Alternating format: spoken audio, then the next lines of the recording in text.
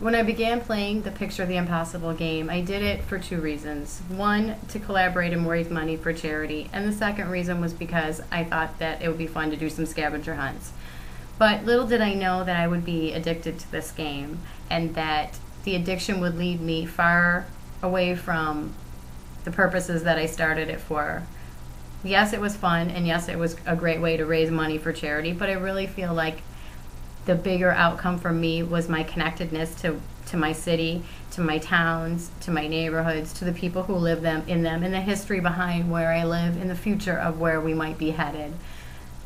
I was always amazed at the information that I learned. And many of the names were familiar, and many of the locations have been familiar, but for me, I might have just been driving by or walking by and not really taking in the significance of all of them. And there were things that I had not known about our area that I found to be remarkable and really meaningful. I think that the idea of socially collaborating with other people online in forums and out in the hunts really made this game a great way to pull people together. And that is picturing the impossible. We all tend to go through our lives without maybe an awareness of where we are in time and space and the connectedness that we all have. And it was great seeing so many people out in the hunts and so many people collaborating on different projects, and the idea that we are all connected and that we have the ability as a group and as individuals to make a difference. Some of the most powerful moments for me were being in the Mount Hope Cemetery, being in front of the ballot box with my daughter at outside Susan B. Anthony's neighborhood, and just some of the very powerful feelings that evoked from those situations.